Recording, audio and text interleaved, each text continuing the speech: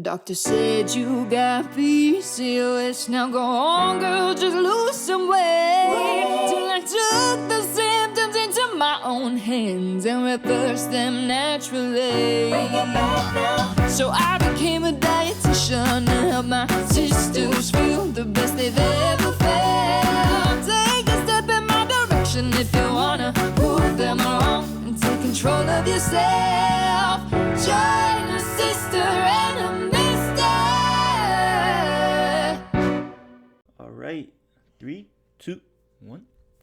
Well, hello, sisters, to the new episode of our podcast. Welcome, ladies. Today is a bit of a sad day. Oh, for heaven's sakes. We are no longer doing a, YouTube version of the podcast. We decided as a team, as the two hosts, we're like, maybe we could make the YouTube content more valuable, make it more short form, make it more specific about certain topics. Mm-hmm. Since, the audio version of the podcast does really well, we're trying to make the YouTube version a bit more fun. So going forward, there'll be no video versions of the podcast. It kills me. It really kills you? I didn't know it was killing you. When we started the podcast, I was so adamant about having a YouTube video version because all my favorite podcasts had that. And I was like, you know what? In order to really make it fun and enjoyable for all the sisters, there has to be a video YouTube version. Of course, now that we've done it for 68 episodes. Yeah, now that we've done it for 68 episodes, I can tell from the view numbers, it's the audio version's a lot more important to the sisters, and the video version, we need to do something else. Right. So no more podcast video versions. We'll just do something more along the lines of specific topic videos like hair loss, birth control, metformin, things of that nature to help you sisters more. But it makes me sad.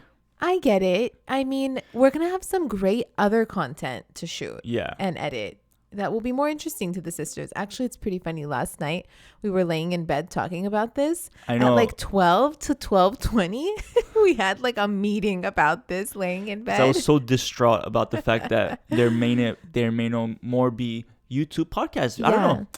So if you're listening to this, you probably realize by now, because we had a bunch of already recorded YouTube videos for the podcast, but we decided, we'll hold on to those. We'll just release the audio versions.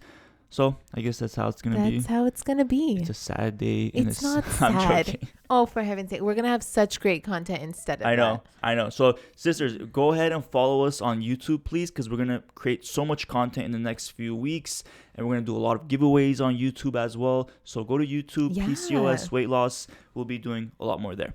Now, today's episode is going to be a pretty fun one. We took all your questions from Instagram, PCOS.weightloss. If you don't follow us there, PCOS.weightloss. And we took all your questions, gathered all the most common asked questions into groups. And I think we have right now we have a full page of questions that we're going to go through. And some of them are going to be about PCOS. A few of them will be about us. We'll keep it fun, lighthearted, and informative at the same time. I squeezed in personal questions in between the PCOS questions. So we're going to go back and forth with this. I like it. All right, so let's start with the first question coming from Sabah Aifi. She says, how did you two meet? Ooh, personal question to start it off. So, Tanya, why don't you start off? Okay, I love talking about this story because it is so funny how the stars aligned. We were both on Tinder, and at the time I was working in downtown LA, and I was going to grad school in LA too. And Sirak was commuting from LA to Brea to work. Yeah, in Orange County. Yeah. So it just so happened to be that my work was near his home, and his work was near my parents' home. And Tinder matched us as a result. Tinder matched us. I don't know if it's because he was at work near my parents, or if it was because I was working near you, but sounds like we were both swiping while working. Exactly. I was swiping while I was working. Let me tell you, if anyone's on a dating app, you need to have a great eye and filter and know what you want and just swipe. Because I was like, no. Yes. No. Yes. I almost skipped over you. I was swiping so fast. How dare you? Oh my God, my life would have been so different. You skipped over my non-shirt picture with my shirt off and my bathing suit with my tats out, my six-pack and all. Your dog. How could you skip over that shirt? Oh my gosh. Skip over that picture, I should say. And then I saw his Tinder page, and then I went on his Instagram. Okay, I'm getting into too many details, Yeah. but I Well, like no. stalked him a little bit. I was like, okay, he's Yeah. cute. So we basically met on Tinder, and then we went on our first date like a week later.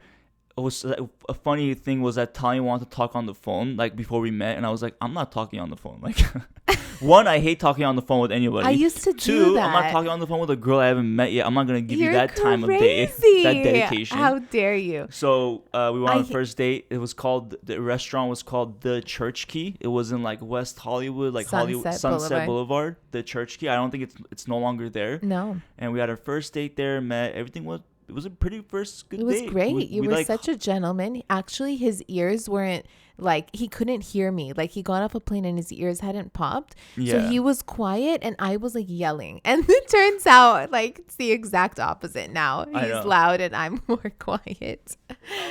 Yeah. But I mean, I wanted to talk on the phone because that's what I used to do with the Tinder dates before I like spent my time going out, getting ready and all of this with them. Yeah. I would like talk on the phone for a second or, you know, something. So I make sure that like we're vibing a little bit. To make sure I'm not a psycho. Yeah. Or that I'm a real person kind of. What if you're, you know, you can tell I am someone's psycho. personal. Oh my gosh. But yeah, that's how we met. First day, and you know, we really got along. And after that, I think it was just match made in heaven for us. We just basically continued in heaven from oh there. My gosh, are you in don't heaven? Don't get ahead of yourself. All right, why don't we go to a more PCOS centric question next? So to keep it going back and forth. So the next question is from GC Taylor. What are your thoughts about metformin? Very good question. So now we're getting into the more PCOS topics, right? Yeah, we did a whole podcast episode about metformin. Yeah. Well, which was a bit ago. So we do need to maybe make a new episode about it just to give more updates, more research that's been done. But so there's always these recalls. Yeah, there's been a lot of metformin recalls. Yeah. But for those that are curious about metformin, so as most of you know, like most sisters, when they go to the doctor with insulin resistance, you know, this uncontrollable weight gain, uncontrollable cravings, the doctor's most of the time, the main recommendation is metformin. Now, our thoughts about metformin is that, unfortunately, it doesn't get down to the root cause of the issue, and instead just masks actually what is going on with the insulin resistance in the body. The thing is, metformin actually is meant to treat your insulin resistance, which is like better than just taking birth control. Like at least we're addressing the insulin resistance. Yeah. But there's never an exit plan. So like you said, like the root issue is kind of being masked with metformin. And, you know, we expect that we have to be on it forever, you know?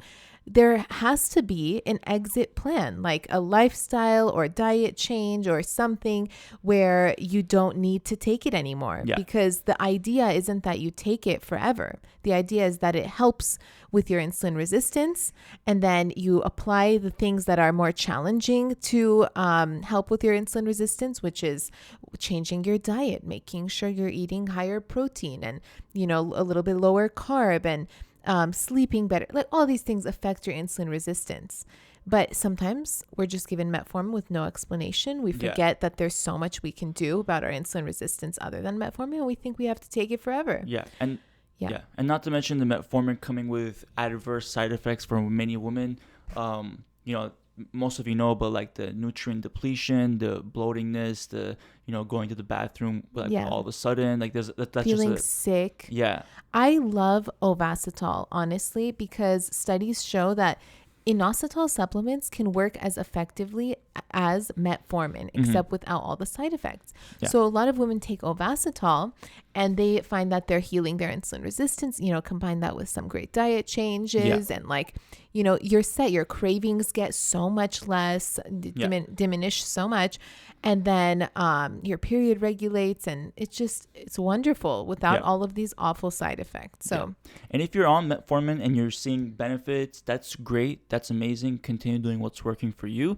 And if you're wondering about getting off of metformin because you don't like it and you're thinking about going to an inositol supplement, for example, like Ovasitol, please first speak with your doctor, consult them. Make sure that they can check on your blood work to see if you can make that change. So like, just don't go and do it yourself, you know, because that's your doctor has given you a prescription. You don't want to have adverse reactions by going off of it all of a sudden if your body needs it. So Okay, so that was the question about metformin.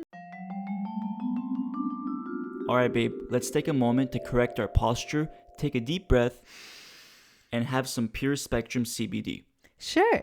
Hey sisters, CBD can help with acne, inflammation, anxiety, sleep, and so many other PCOS symptoms.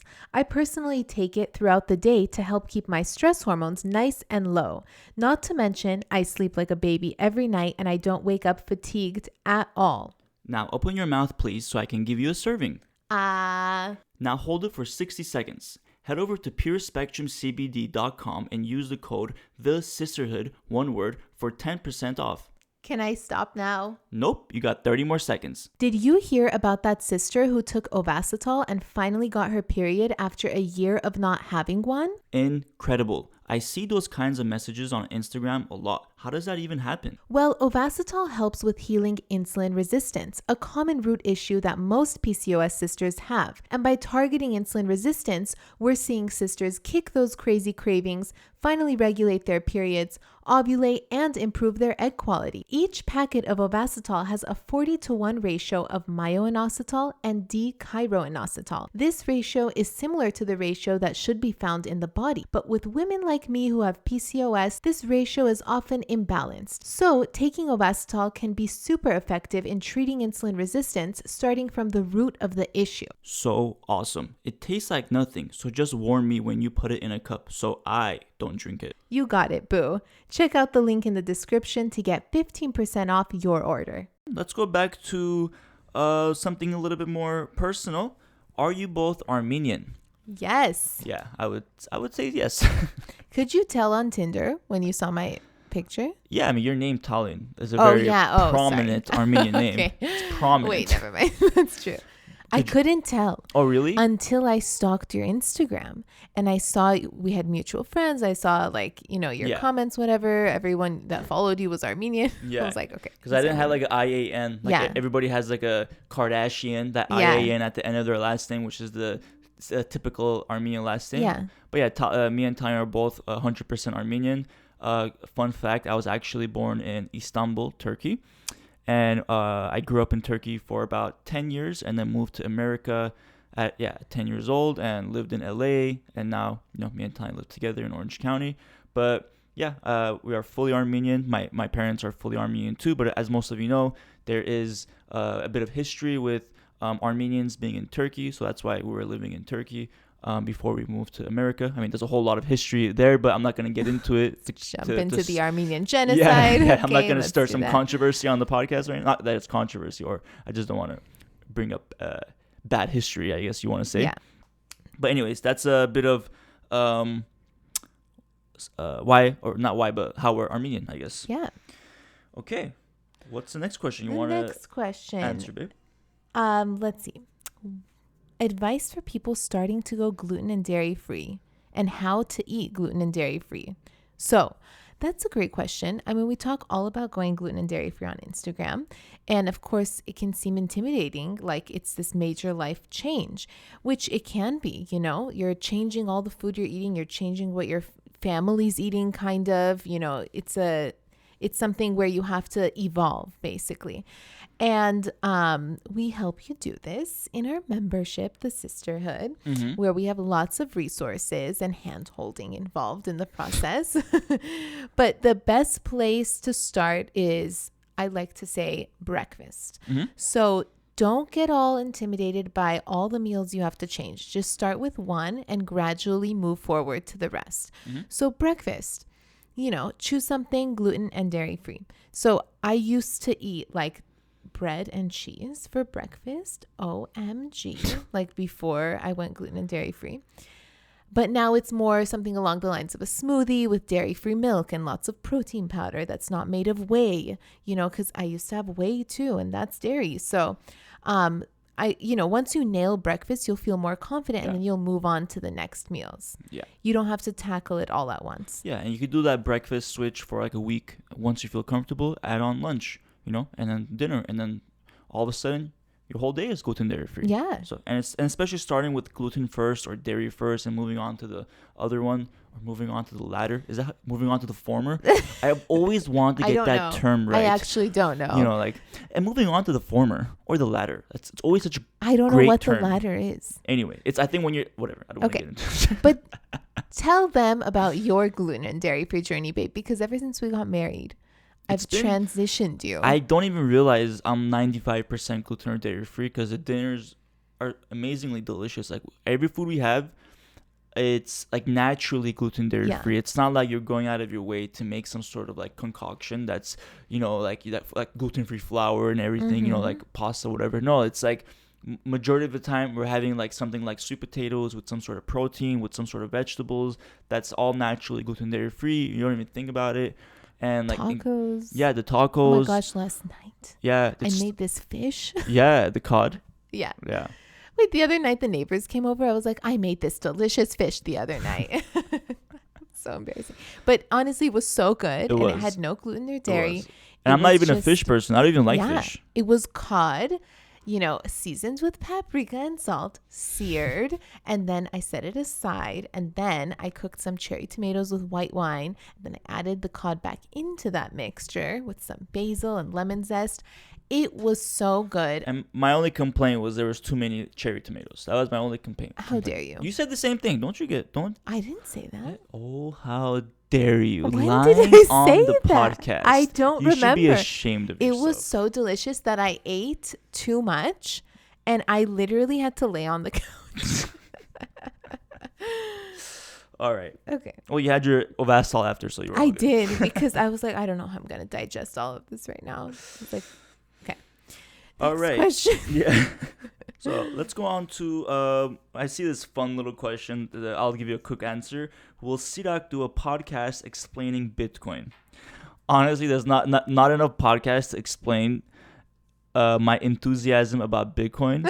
But I love Bitcoin. I've been into it since like 2015, maybe like 2013. I was like one of the early adopters, and it's something that I'm highly interested in for the future. But I don't think we'll ever do a podcast episode explaining about it. But sisters, if you ever want like a quick explanation or anything like that, I'm happy to explain that like on an Instagram live or something like that. But it's a fun topic. I always love talking about. Sure. And it's definitely something of interest to me. But yeah.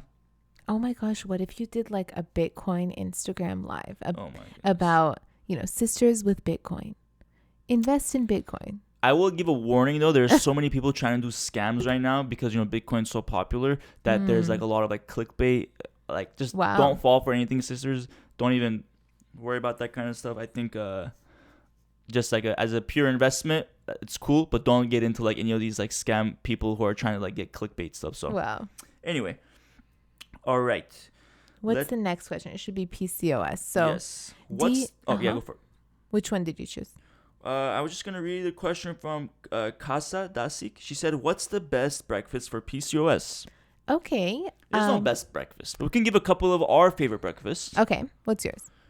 Okay, I'll start with the simple one. I'll start with our like smoothie example. For example, like this is a smoothie that I make, and it's very similar to what Tali makes. I like to do spinach. Tali puts spinach as well. I put protein powder, and Tali adds her own different protein powder. I put one full banana. Tali puts half a banana because, you know, the carbs and the sugars in the banana. And I put almond butter. It used to be peanut butter, but Tali's sister is allergic and has therefore ruined my life. Down this road. I can never have peanut butter like I want to anymore. I have to be in a different state. Okay. Anyways. It's true. We went to Texas and bought all this peanut butter. Yeah. Anyways, so I put like a scoop of almond butter, and then I put some like extra stuff to like really like boost it. So I put like adaptogens. I'll put like what is that thing called? Ashwagandha. Mm-hmm. I put ashwagandha. I put like this vitamin D. That's good. Yeah, I put this vitamin D tincture do all oil of thing. this. I even put the athletic greens powder. Wow. Yeah, Sirak really makes a potion out of his smoothie. Yeah. But that would be my base. That's basically everything. I'm gonna order Daily Harvest to mix it up because sometimes it gets boring. So what's yours? What's your favorite breakfast? Let's see. I like definitely a smoothie, but then I get sick of it. Yeah. So I like to have some eggs, and then sometimes I'll put like collagen powder in the eggs to add protein to it.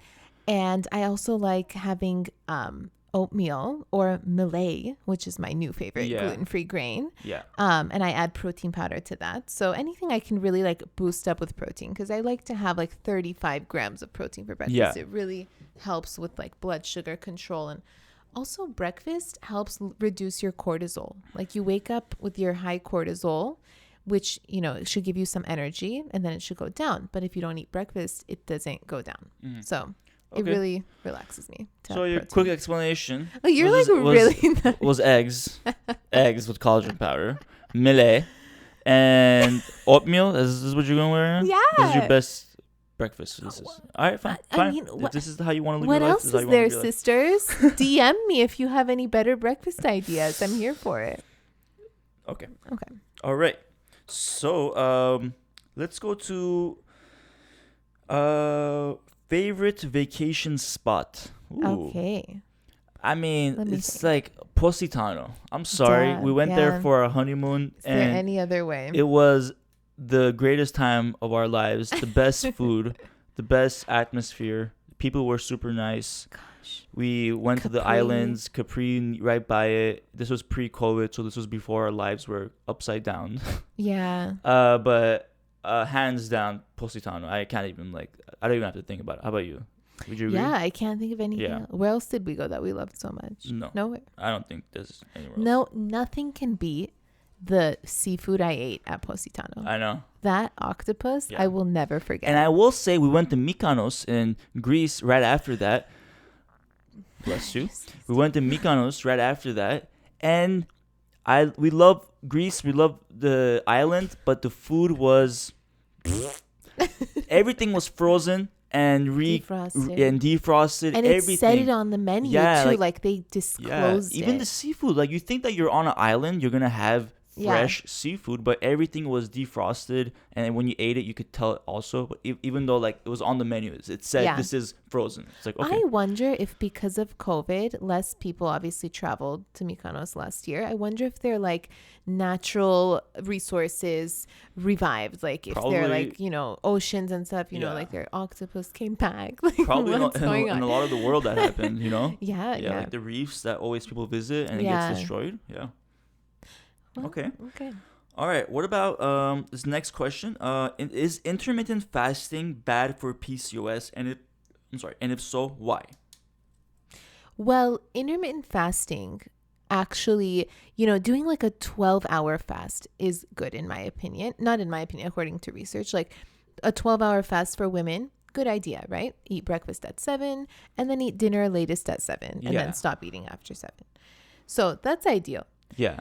But as you move to like a 13-hour, 14-hour fast, it starts getting restrictive. It can be harmful for your period, for your blood sugar control. Yeah. It's not for all women. Exactly. So. And just to speak on that too, recently we had a podcast guest. As many of you know her, Elisa Vitti. She's an amazing advocate for women's health and expert in women's health. And she brought up some research.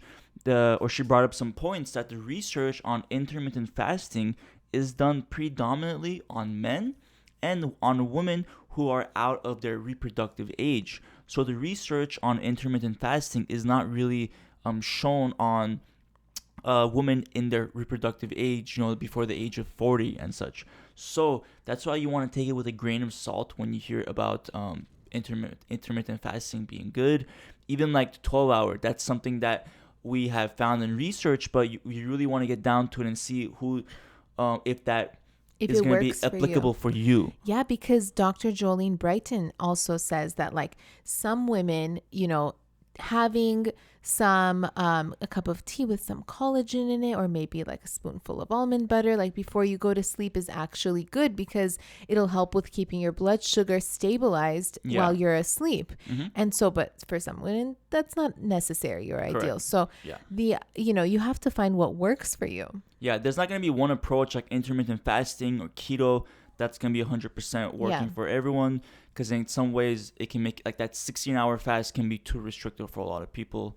So you want to just start slow with it, see if it's helping, and go from there, and maybe look more into the research to see what range of hours were done on what group of women to know if it's going to be right for you. All right. Next question. Ex Tina Tizzle. What is it look like to work together? What does it look like to work together as a sister and her mister?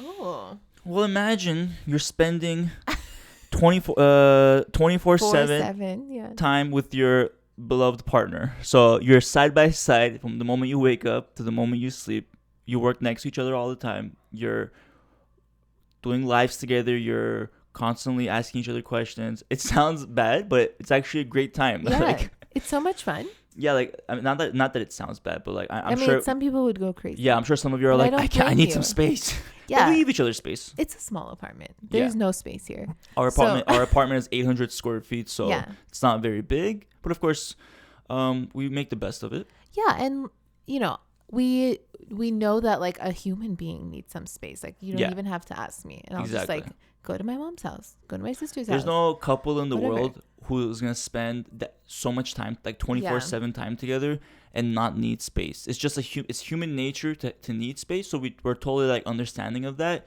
Like although we do spend an abnormal amount of time together compared to maybe like other couples, we still make sure that we give each other space, and by doing that, it makes like all the time that we spend like fun. So fun. And it's also important that we're always like honest with each other and give each other feedback. Like, hey, like I feel like I need some space here, or I feel like you did so and so wrong, or I feel like I dropped the ball here. Like you just always have to be honest with each other and continue communicating. So since we've been doing that, I feel like we've been doing great. Like, we started working full time together just almost a year ago. I would say like 10 months ago, and since then it's been very well. It's been great. Yeah. I mean, it's really hard to like make me mad. You know what I mean? Like sometimes like couples, it can be challenging to like work together. Yeah. Because there's a lot of moving parts with like business and stuff like that. So it can get really overwhelming. And I feel like we're both like really passionate about what we do. Yeah. So even if one of us like does something wrong or drops the ball, there's like nothing to be upset about because accidents happen and like we're both doing our best, So it's pretty relaxed around here. Yeah, I would agree. Okay. Let's go on to two questions. One from Va, it's Maria, and the other from Tantrums, Amygdala. She says, or they say, is jump rope a good exercise with PCOS? And the other question was, is hula hoop good for PCOS? I thought these were fun. Yeah, they're fun questions. And questions about working out with PCOS for PCOS. So we've talked about in the past about controlling the intensity of a workout to help with a couple of things. The reason we want to control the intensity of the workout is, one, for the stress hormones, the cortisol levels, because intense workouts can pump up your stress hormones like cortisol, which is a normal thing. Our body raises our cortisol, it pumps adrenaline when you're in a workout because it wants you to perform better. It goes down to basically our genetics. Imagine back in the day when you're running through the forest with a tiger chasing you, your body goes into survival mode. It pumps you with adrenaline, pumps you with cortisol to make you run faster, to make you breathe longer, and like basically survive. It's like your body's instinct to help you survive. So when you work out, this is why cortisol levels get spiked. This is why you get that adrenaline rush. This is why your heart rate goes up. This is all to basically help your body perform better. However, when it comes to women with PCOS, there is a couple of issues. One, there's cortisol dysregulation, which basically means that you're not able to bring down the levels of cortisol, your stress hormones, and they stay elevated. And this can cause a number of issues, more inflammation, causing you to have mood swings, causing you to not recover properly, causing you to have really bad sleep, and feeling fatigued all the time. So along with, weight plateau or just not getting the results that you want. The second thing is insulin resistance. When you do a really intense workout, for example, like a long, intense run, your body will dump a lot of sugar into your bloodstream to use for energy. However, because of insulin resistance, you're not able to convert the sugar into energy, and it instead gets stored as fat. And now we want to mitigate these two things from happening because they're going to hold you back. So in the case of jump rope or hula hoop. You can still do something like jump rope or hula hoop, but you want to be mindful of the intensity, meaning you don't want to let your breathing get out of control to the point where you're like and you have to stop and like completely like take 5-10 minutes to catch your breath. Or you don't want to let your heart rate get so fast where you feel like it's beating out of your chest, and you basically again have to stop and let your body cool down for 5-10 minutes. These are all signs that these intense workouts are letting your body get into a state where your cortisol levels get spiked, adrenaline kicks in, and so forth. So you can still do jump rope, you can still do hula hooping, as long as you make sure to control the intensity. Of course, if you've been going really intense and it's been working for you and you're seeing results, then that's great. Continue. Of course, what I'm saying doesn't apply to 100% of all women with PCOS. This is just something that we've seen with many of our clients, members, followers. So I want a hula hoop. Yeah, maybe you should. And this is also something that Elisa Vitti talked about in our podcast with her. She mentioned that in the luteal phase, I believe after ovulation, it's better to take away the intense workouts and focus more on weight training. So that's you can listen to that episode as well to learn more about that. What are you smiling? I think I'm gonna order a hula hoop on Amazon and take it to my sister. You can do it for like 1 week and it's gonna be over. I mean, how expensive are they? I'll donate it afterwards after I'm over it. So that would be my like, you can still do it. Just try to control the intensity. And if any sisters are looking for specifically questions about what workout should I do to lose weight, we recommend doing weight training. Our method is slow weighted workouts. The point of weight training is that it helps your insulin resistance, because weight training has been shown to improve insulin resistance because it helps to pick up the sugars in your bloodstream. So by doing like thigh workouts, which is the biggest muscles in your body, your legs, it's going to really help improve your insulin resistance. Second, it helps your metabolism. Many sisters have a metabolic dysfunction. So by increasing your lean muscle mass, your metabolism will permanently increase as a result. This has been proven in research studies. As long as you keep that lean muscle, your metabolism stays higher. Stop thinking about hula hoop selling. So, and if you're looking for workouts, we have a library of workouts that changes every month on the Sisterhood. So if you go to PCOSweightloss.org, you can join our membership, and you'll be able to find all different kinds of workouts, as well as learn how to work out that's best for you. All right. So let's go to C. Macris. What were the first things you liked about each other? What do you like about me, boo? I mean, I'd say the first thing I noticed about you in our first date was your eyes. You had like the puppy eyes, which I was like, oh my god, she has like puppy eyes. Like I feel like I have to like do something, like like when a puppy like makes you feel guilty or like makes you want to pick it up or something. You gave the same vibe with your puppy eyes. Now I'm like desensitized, so you can't like sway me with your puppy eyes. Oh my gosh. Do I just look like whatever to you now that you've looked at me so much for so many years? No. And we've been around each other for 24 hours a day, 7 days a week. Am I just like, It's a no.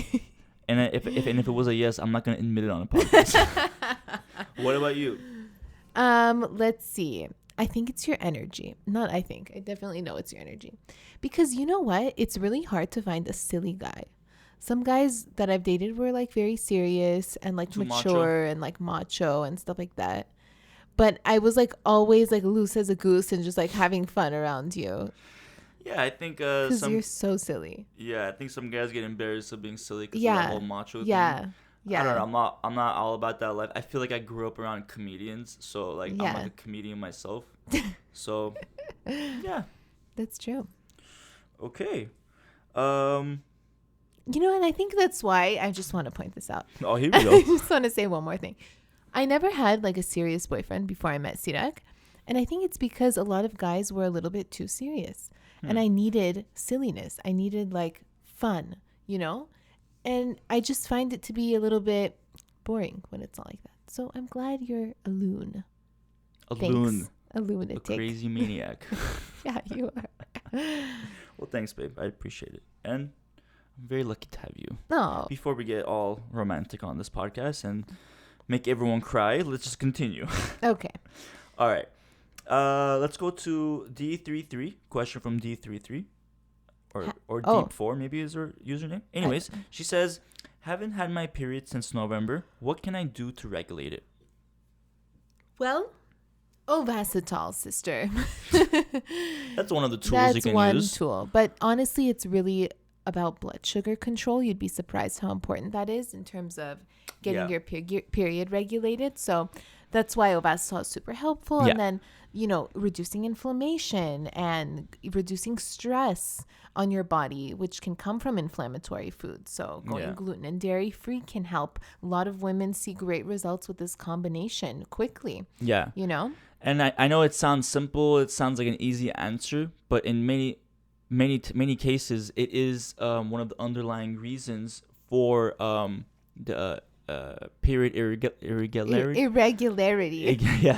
Is insulin resistance, the blood sugar control. So focusing on controlling your blood sugar through diet, you know, gluten, dairy free can vastly help. We've seen your sisters many testimonials of others who have got their periods back from this, as well as supplementing with something like a Ovasitol and inositol supplement, which will help regulate your blood sugar. And you will be surprised how much effect this has on your period. So that's the reason we always talk about insulin resistance and blood sugar is because of that.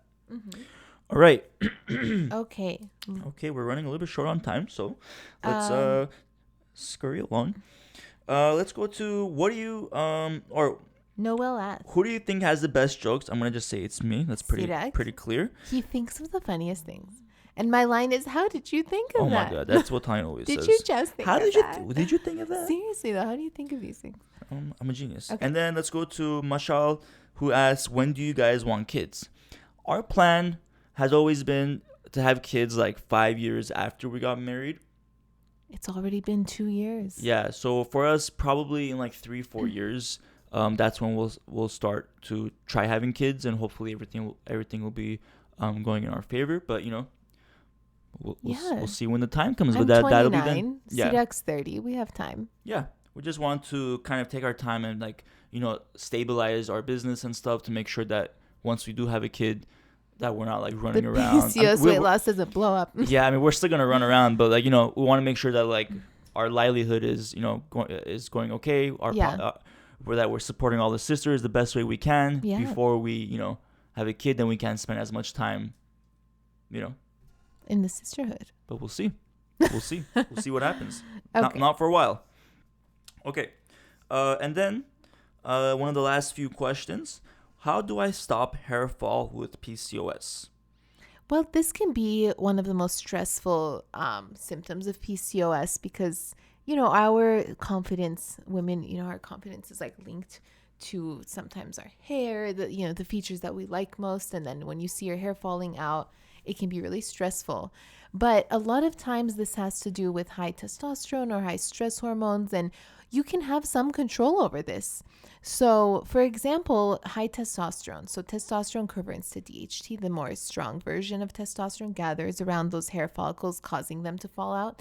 So what can you do? You can manage insulin resistance because that's what's probably triggering the high testosterone. Yeah. And again, it sounds simple, but it's one of the real true causes. Yeah.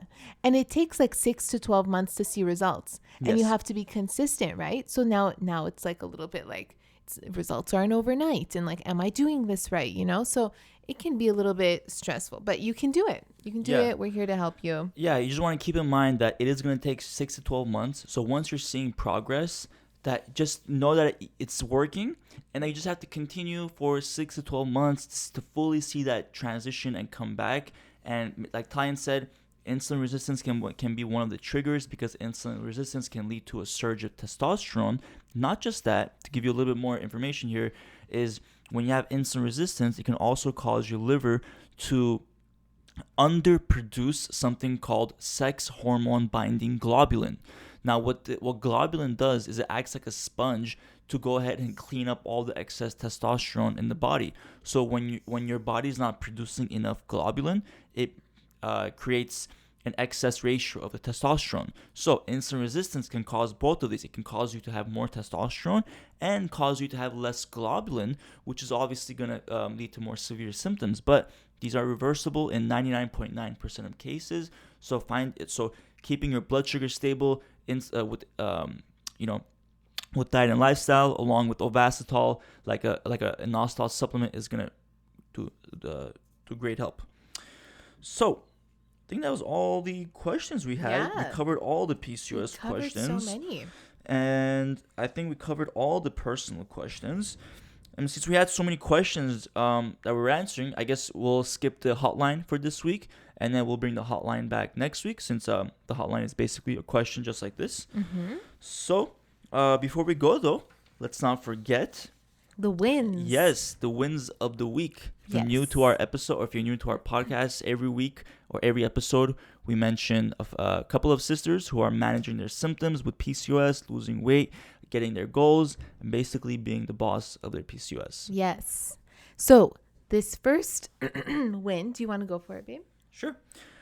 First win is from a member in the sisterhood. She said this in our private Facebook group. Her name is Tay Garcia. She says she's feeling blessed. She says, update y'all. Little victory today after only 3 days in the program. I feel more energetic. I have cut dairy and gluten and taking my Ovasitol. And she says, lifesaver. I'm not drained when I wake up like before, and it feels amazing. Thank you for the support. Always forward and never back, she says. Wow. I love that quote. I love that quote, always forward, never back. But only 3 days, and she's already feeling energetic, going gluten, dairy-free, Ovasitol. Amazing. Brandy Holiday says, I have been completely gluten and dairy-free for almost a month now. I have been taking supplements and reading the book PCOS SOS, as well as doing the stages on the membership site. I feel really good. I have very minimal cravings, if any. I have not had a soda, caffeine, or chips in about the same amount of time. I'm slowly introducing my family to healthier foods and making more of the food I can eat, but for the entire family. My girls, who are 8 and 10, automatically think yuck when I say something has gluten. It is gluten and dairy free. But if I don't tell them until after they eat the meal, it's usually a winner. I feel like I have the support I need between you here in the sisterhood and my family to be successful. Thank you. That's a sweet message. Thank you, so Brandon, funny for that. too. And it's so funny what she said about her girls saying yuck when they hear gluten dairy free, but when they don't and they eat it and then afterwards they're like, oh, this was delicious, and it's gluten dairy free. Yeah, but that's very common. I think it used to happen. It is probably with our families or so, and then slowly over time they realize, hey, this is still delicious. They don't even mention that anymore. So it's one way to trick them. Yeah, I like that method. Yeah. So great job, Brandy. Awesome. Really love the results you're seeing. Love hearing these. For those who are interested, PCOS SOS is a great book. Mm-hmm. It's written by Dr. Phyllis Gersh. She was a guest on a previous episode. She was my gyno and functional doctor. Yes. And she writes a lot of great things in her book, PCOS SOS, one of them being gluten dairy-free, along with inositol, along with many other tips and tricks that we have personally ourselves learned from. So really highly recommend listening to PCOS or reading PCOS SOS. Yes. All right, sisters. Thanks so much for asking these questions. Yeah. I guess so. And by the way, if you ever have questions like this that you really want, like you need answers to, just letting you know, in the Sisterhood membership, we have a private Facebook group, and anyone who asks questions on the Facebook group, we answer, like, all of them. So like all these questions that we answered today, we answer them all the time in detailed format on the Facebook private group. So if you're interested in having support like that, not just from us but from other sisters who have PCOS, then Sisterhood is a great place for you.